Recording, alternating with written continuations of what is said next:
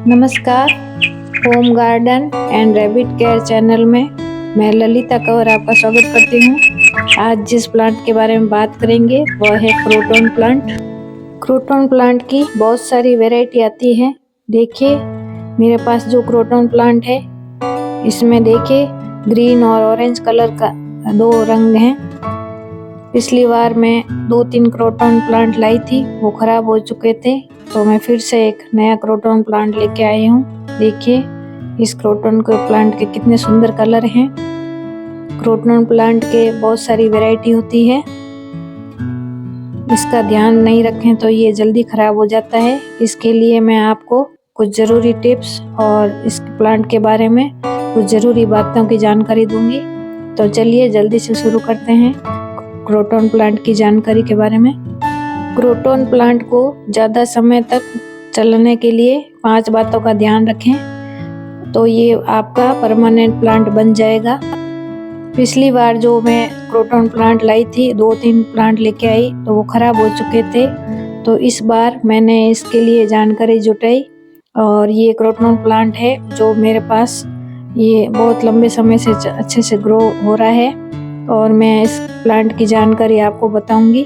तो इस प्लांट को आप 5 बातों का ध्यान रखें जो इस प्लांट के लिए ज़रूरी है। सबसे पहले इस प्लांट को रिच सॉइल रखें।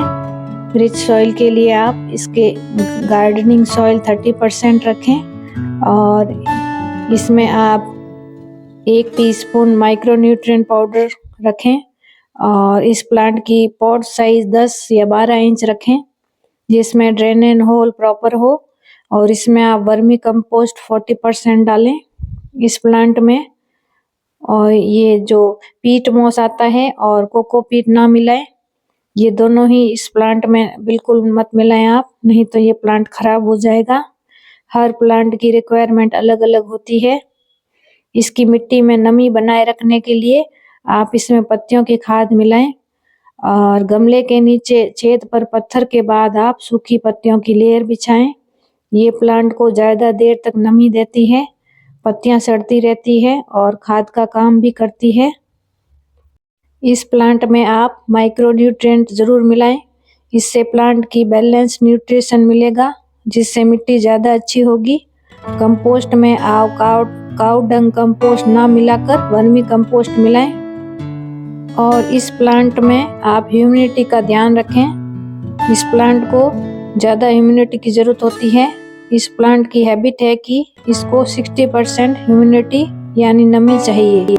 हमारे यहाँ गर्मियाँ और सर्दियाँ दोनों ही शुष्क होती हैं। इस प्लांट को कैसा भी टेम्परेचर सूट हो जाता है, पर आप ह्यूमिडिटी का ध्यान रखें।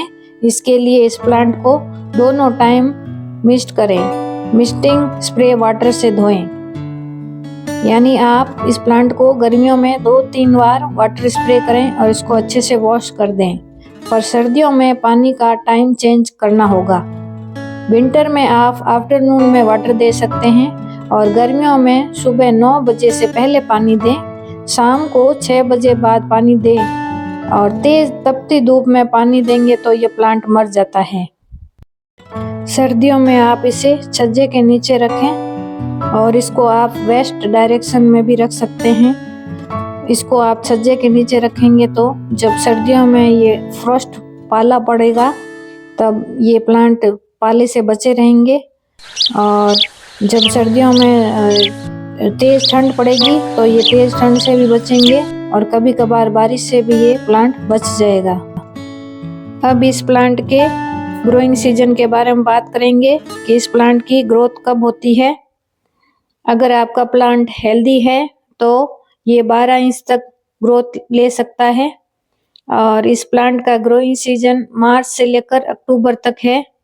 ग्रोइंग सीजन में आप इसमें स्लो रिलीज फर्टिलाइजर डालें जो बहुत लंबे समय तक इस प्लांट में बना रहेगा और इस प्लांट को अच्छे से हेल्दी देगा। इसके लिए आप इस प्लांट में NPK डालें। NPK का रेशियो मैं बताती हूँ। NPK के लिए आप इसका रेशियो 3.1.2 है और दूसरा इसका रेशियो है 8.2.10, यानी नाइट्रोजन की मात्रा 3 होगी और फास्फोरस की मात्रा 1 होगी और पोटेशियम का अनुपात 2 होगा। और दूसरा कॉम्बिनेशन उसमें नाइट्रोजन 8, फास्फोरस 2 और पोटेशियम 10। इस तरह फर्टिलाइजर यूज करेंगे तो इसकी ग्रोथ बहुत ज़्यादा तेज होगी, प्लांट हेल्दी व चमकदार रहेगा, तो बीमारियों से भी अच्छे से ये लड़ सकेगा। क्रोटन प्लांट के लिए पांचवी बात ये है कि क्रोटन प्लांट को ये जो सॉइल होती है एसिडिटिक होनी चाहिए। बड़े पॉट में लगाएं इसको। क्रोटन प्लांट को आप जब भी लगाएं तो शुरू से ही बड़े पॉट में लगाएं, ताकि बार बार पॉट चेंज करेंगे तो ये प्लांट ना मरे। बड़े पॉट में लगाएं और इसको बार बार रीपॉट ना करें। और गमले की ऊपर की मिट्टी कभी कभार चेंज करते रहें और फिर उसमें गार्डन सॉइल या खाद मिलाते रहें। इससे ये प्लांट परमानेंट रहेगा। इसको बार बार रिपोर्ट करने से ये डिस्टर्ब होगा और ये प्लांट मर सकता है।